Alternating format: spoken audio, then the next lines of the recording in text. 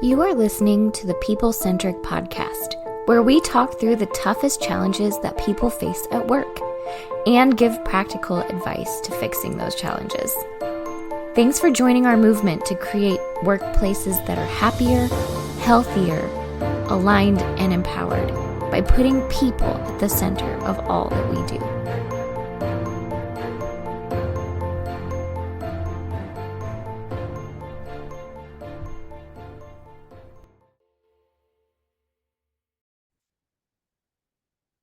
Hello, People Centric leaders. Welcome to the next episode of the People Centric Podcast.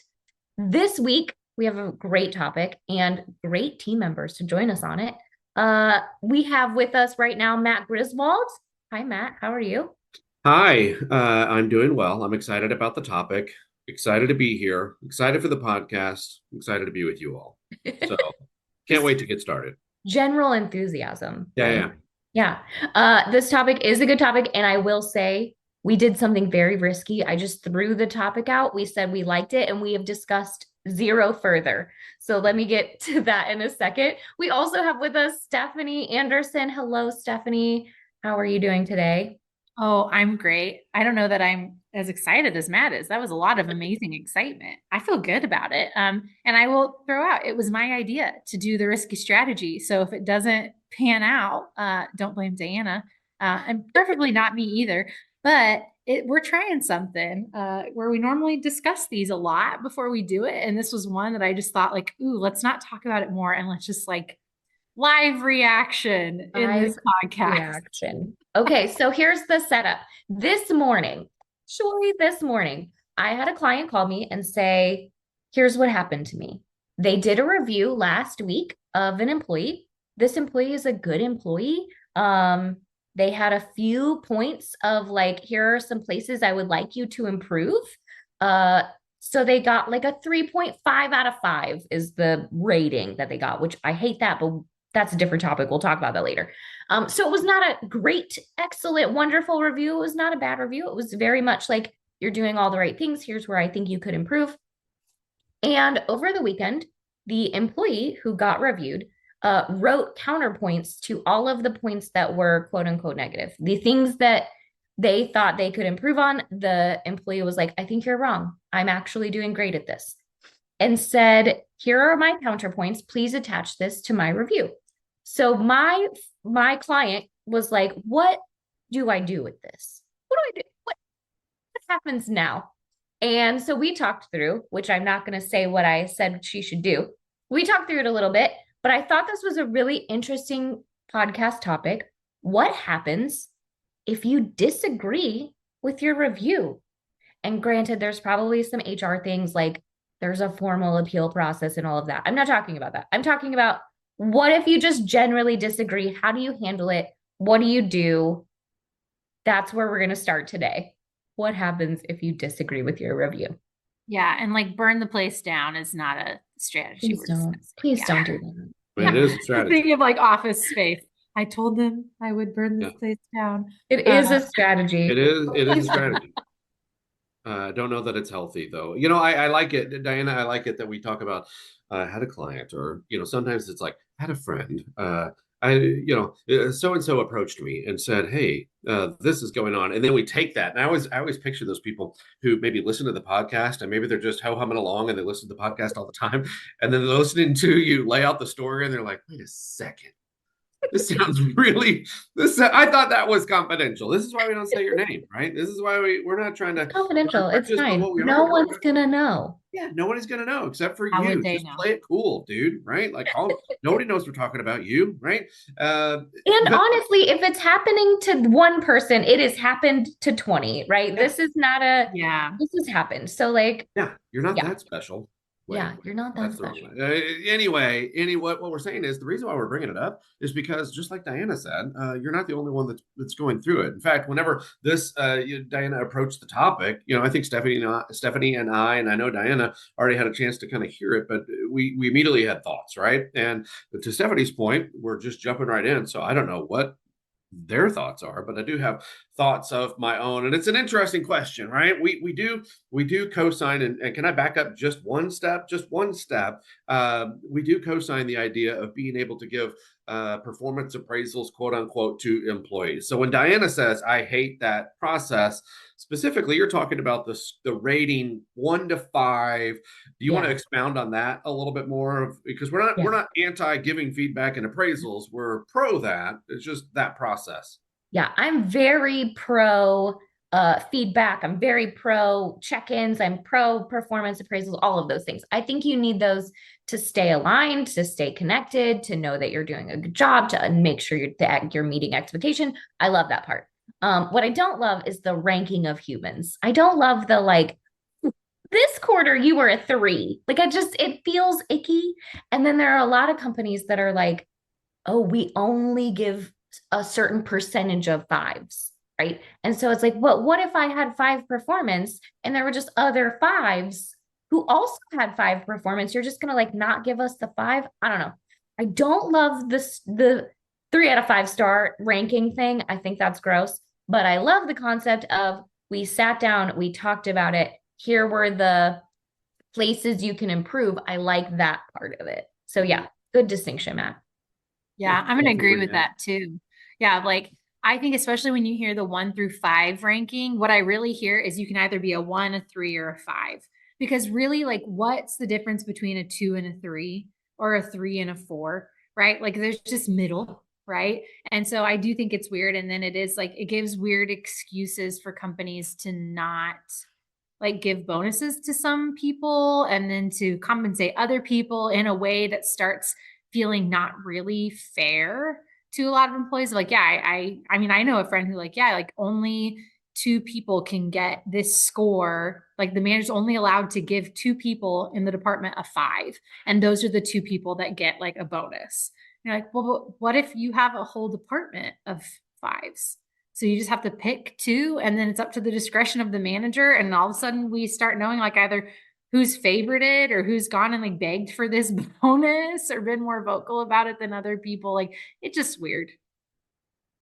It is just weird, but I think for the vast majority of the population of listeners that we have, you're probably a manager or in charge of leading a team of people, and you might be working for quote unquote corporate America or a larger organization or whatever that might sound like to you, and you're hearing us describe like, I don't like it, get rid of that, and you're going, I can't. It's the confines of what my job is constructed. Like I have to use that system. And so maybe let's just rest on there before we hop off of this, because before those folks just tune off the rest of the just tune out the rest of the podcast. Like, I can't change my circumstance. I'm living in a 1 to 5 world. I hate it too. Like, how do I deal with that? And maybe I'll just hop off, and you guys had anything to do this, because I came from that world. I came from a very corporate America world where it was a ranking system. And not only on that, not only did the corporate level install like, this is the ranking system, now they put it completely on the plate of the manager to say, and you have to, it was like a 70-20-10 kind of a thing, like you how we're describing it, but you have to pick somebody on your team that needs improvement. Like, think about how that handcuffs you. And if you're that manager that's working, going, I know that's my life, I live in that. Like, I just want you to know, I feel you. Like that sucks. That's an awful place. If you are in charge of an evaluation rating process, and we're describing what it is that you are in charge of, and you have some space or some pull in that area, stop doing that. Like that's a horrible relationship precedence to set as a manager, that now you have to, it's not just ranking humans, right? Because that's even if you want me to rank them, great. Yeah, we're all 5s. Woo, everybody gets a trophy. Don't get me started. But anyway, what I'm saying is, if I have to say, no, you guys are a 5, you're a 1, because I have to. And you know what? I don't know, you messed up once this quarter, and that's the only thing I could think of. And so you have to be the one. Sorry, not my rules. You are significantly handcuffing the ability of the manager to be able to build a psychological safe environment for them to be able to lead and manage their people.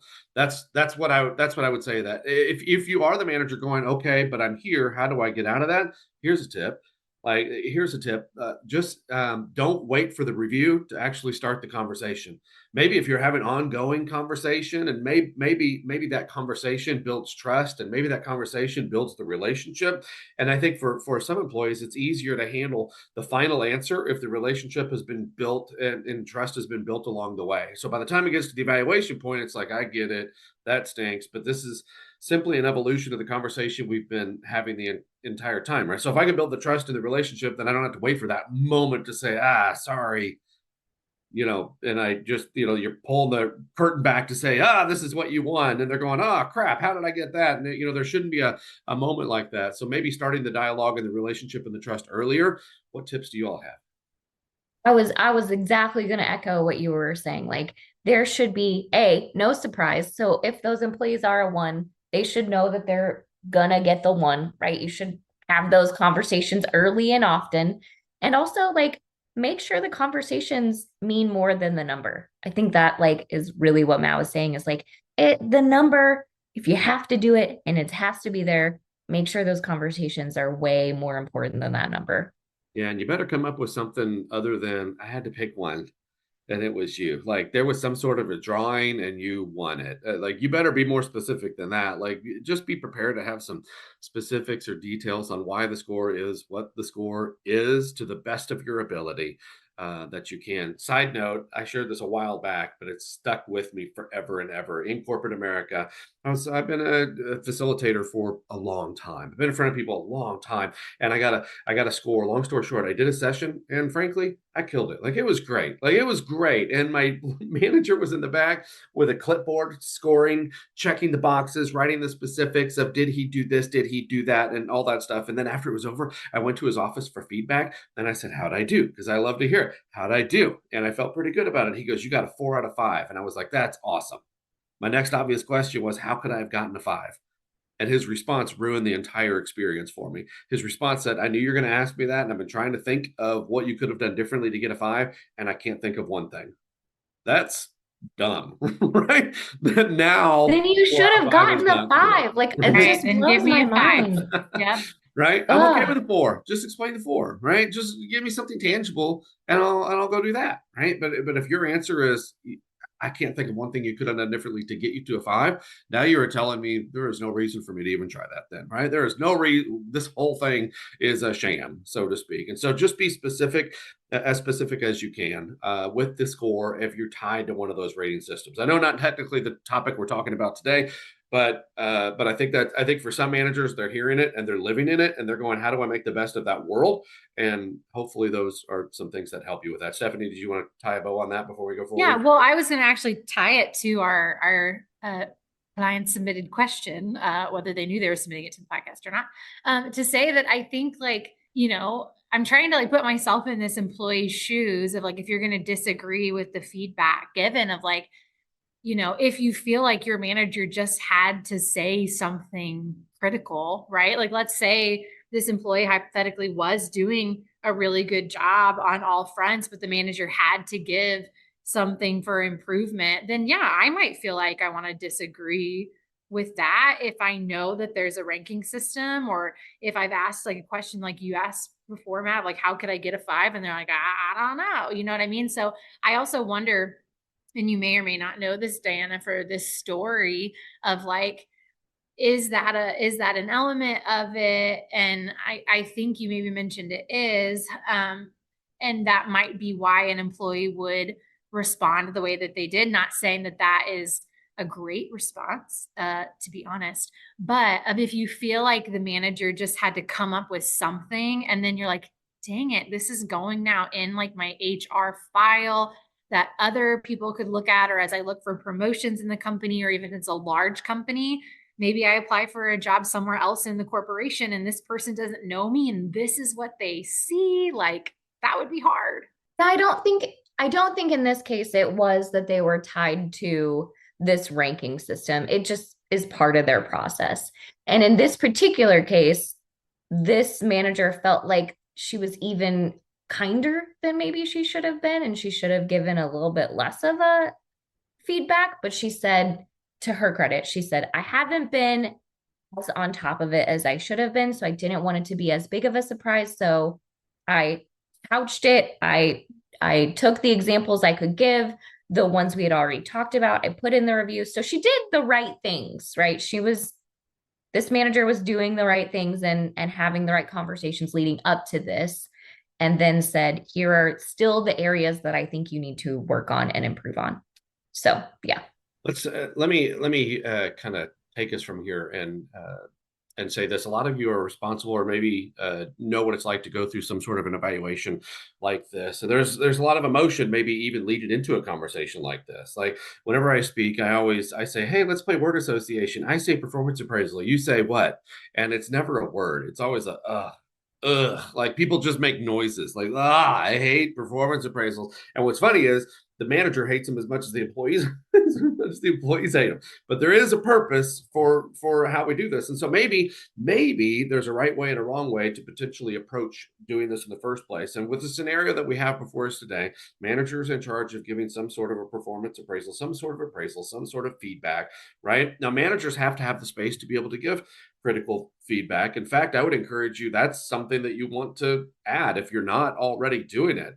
If I'm only saying all of the positive things that you're doing, listen, your people want to know they're doing well, but they also want to know if they're not doing well. And so this is your opportunity to be, here's some things that I would want you to work on. But there's another part of this as well, right? And I'll just throw this to you all. Should these appraisal conversations be one-sided conversation?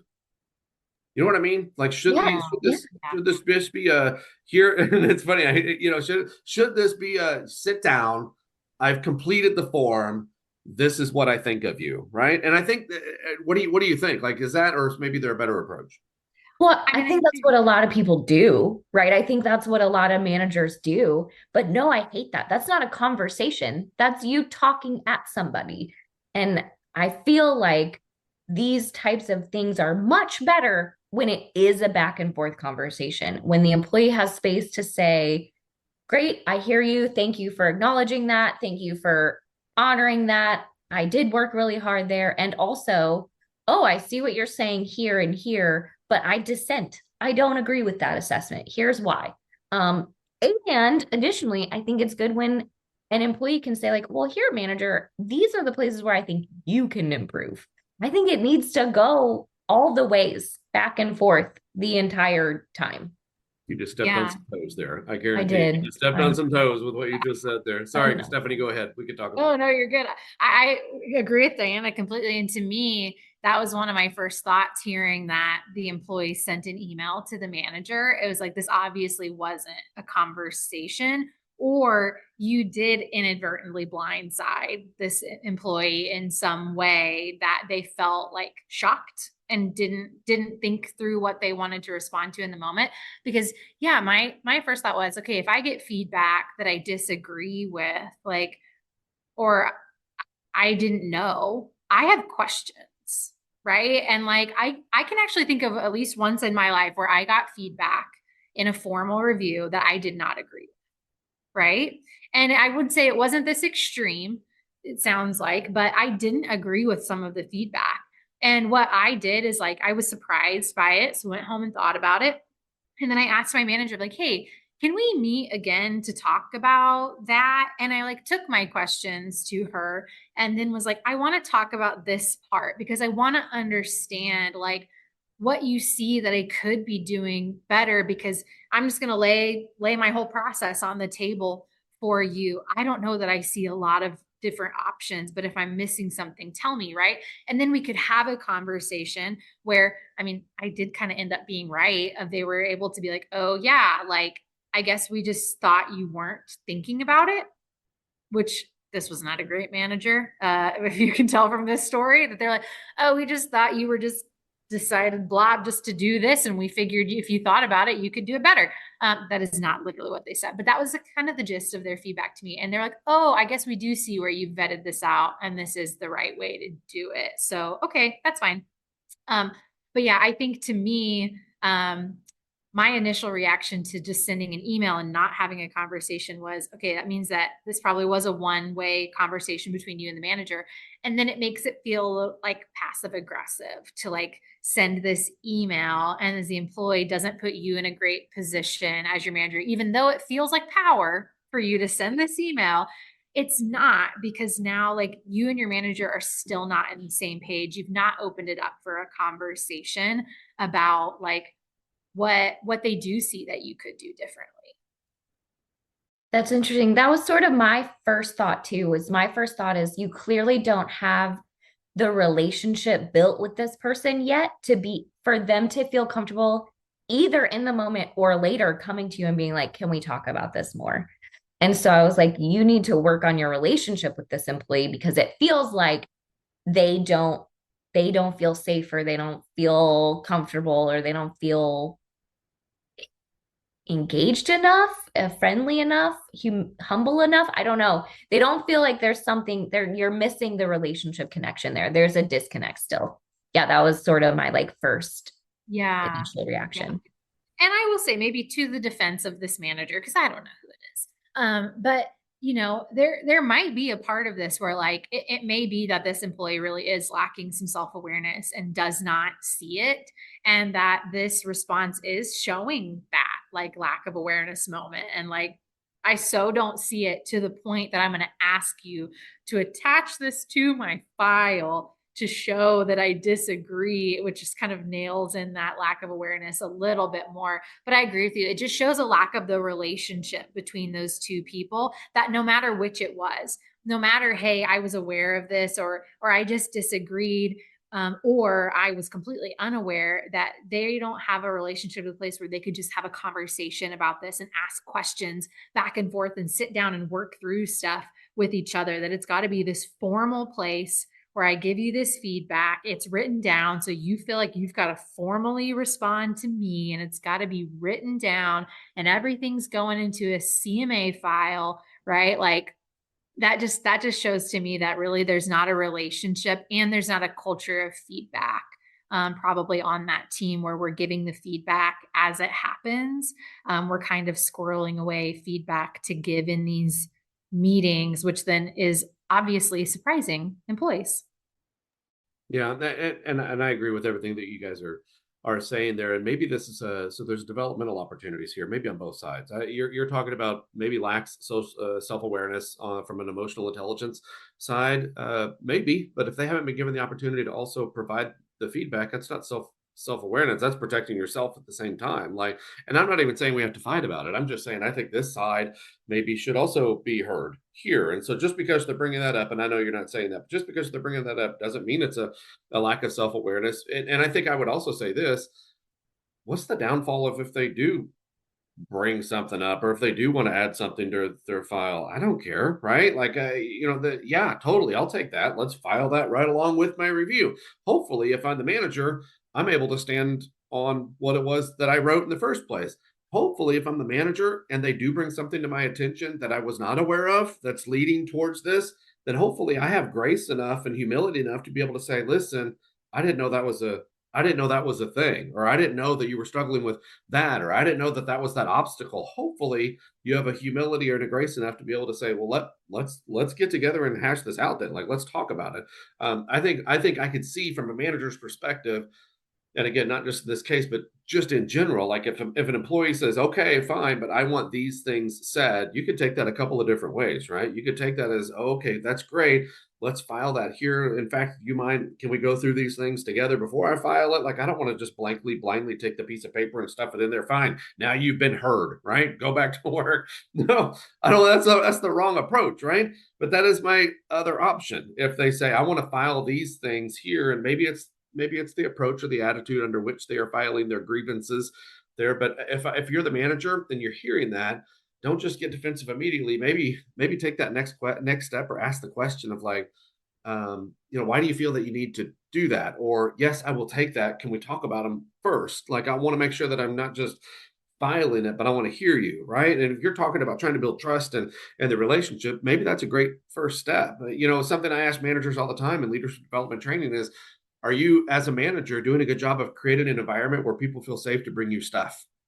Where people feel safe to bring you stuff, not just the good stuff that they love about you, but the bad stuff that they wish you wouldn't do as their leader, or the bad stuff that they wish we wouldn't do organizationally. It's not an attack. I've got to feel comfortable providing a space for my people to do that, right? And I think that's one of the number one jobs of a manager of people or a leader of people, is being able to provide a space where people feel comfortable to bring me the good, bad, and the ugly, because they know they can trust me with it, and we're going to talk about it. It doesn't mean that anything's going to change by it, right? Sometimes it will, but not all the time. And I think that's how you start to create that movement there, as well. So we're saying we're all on the same page, right? Of a performance appraisal feedback session. We're saying it's a positive thing for a manager to provide the participant or the employee or whoever that is, the giver, to allow the receiver an opportunity to be able to talk about the rating, ask questions about we're in agreement, right? This is a back and forth kind of a thing, right?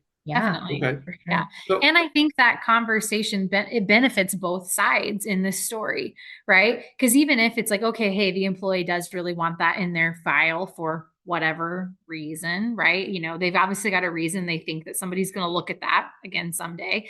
I think it benefits both parties to then, hey, respond and also put in the file of like, hey, we had a conversation about this. We actually talked about it. We built the relationship there, just worked on giving feedback more in the moment, talking through things as they're happening versus feeling like, hey, we've just got to really formally document all this stuff. Cause it sounds like too from the story, Dana, like the feedback wasn't like super hypercritical. It wasn't like, oh, there's all these horrible things happening that like, hey, the manager might be putting together some case for maybe like letting this person go at some point. No, it's just like kind of some generalized, like, hey, I think you could do this a little better or a little differently. And so I agree. I think we're all on the same page, Matt, of like, there's relationship building on both sides that I think could really, really benefit the situation, and just of having a conversation, versus making it so formal. We're now kind of like dancing around each other versus like actually like figuring out like, how do we work really well together? yeah. And Diana? I'm gonna sound like a broken record because I feel like I say this all the time, but if this happens to you, don't lead with your emotion, right? We always say like don't lead with the emotion, ask questions. Be curious. What is your manager seeing that maybe you're not seeing? Or what are you seeing that your manager's not seeing? Ask the good questions in the moment, or take a beat. You can take a beat and come back later and say, "Hey, I thought about my review. I now have questions." All of that's okay, but I think you have to start in a place of curiosity, and you have to move it forward through asking good questions, not moving it through like, I'm going to make you see my point, because that's never going to work, right? Like, ask the questions to get to where you want to get to. I think that's good. And I'll say this lastly, and if you wanted to add anything else to it, but maybe you're on the opposite side of this and you're listening to this podcast going, man, I'm glad, we're a small company. I'm glad our company doesn't have to worry about any of that stuff, right? We just don't even give reviews, right? We just go to work. We just go to work. We just go to work. Everybody has a job to do. They know the job. There aren't even any, of those the feedback conversations or anything like that. I would venture to say, even though it might feel good at that time, that's probably negative as well. Wouldn't you think? Yeah. Yeah. Yeah. I mean, humans naturally want to know if they're doing a good job, whether it's a small team or a big team, right? Like, you want to know if you're doing a good job. And I think you do a disservice to people if you don't help them see the areas they could improve, the areas that they're doing really well, the areas of their job that they're falling short, the areas of their job that they're exceeding. Like, you're doing people a disservice if you don't show them those things. Yeah. And I think, if that's you, if you're doing that, it might feel good in the moment, but maybe you've been thinking about that. You don't even know where to start. Feel free to give us a call, right? We love to install things like performance evaluation, check-in processes, and all that stuff. And it can't just be a form. It's also the conversation, right? And I can't just trust people to have the conversation. Like, people need to be developed into having that conversation. I think the number one thing that I hear from folks whenever we install a check-in process at an organization is I hear from managers, and they're going, thank you for this templated form, because I've always wanted to have the conversation. I just never knew what to say. I never knew what to say or how to approach it. And so maybe some of your folks are like that too. If you'd like to have that conversation, I'm sure any one of us would love to have that conversation with you as well. So feel free to reach out to us. I think we covered it, right? I think we covered it, and you might be going, well, yeah, but what's the answer? Well, it depends. That's the answer, right? Got to build it. I would say got to build the relationship. You got to build trust. I got to have an opportunity to be able to provide feedback, but I also have to build an environment where people are okay bringing me feedback too. I've got to be able to give it and receive it at the same time. And so there's a lot there. If you have any other questions or things to kind of counter any of that, we would love your feedback. Feel free to submit that in writing. Fax us a copy over of your feedback. We'll put that in your file. Do not fax us. We won't respond. Oh, okay. Yeah, no, it's a letter. I don't even know if we have a fax number. I'm sure. Yeah. Like, I don't know. I don't know. You know what? Get a hold of us. You have the technology to figure this out. Get a hold of us. Listen to the outro. Feel free to share the podcast. We love it. Love you all. Goodbye.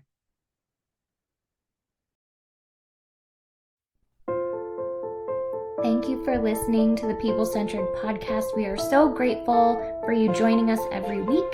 If you like this content, please like and subscribe. Also, feel free to share on your social media with everyone that you know. It really does help us. If you would like to contact us, I have put our information in the show notes. Please reach out anytime. We love hearing from you. We will be back next week with a new topic. Until then, be well and lead well.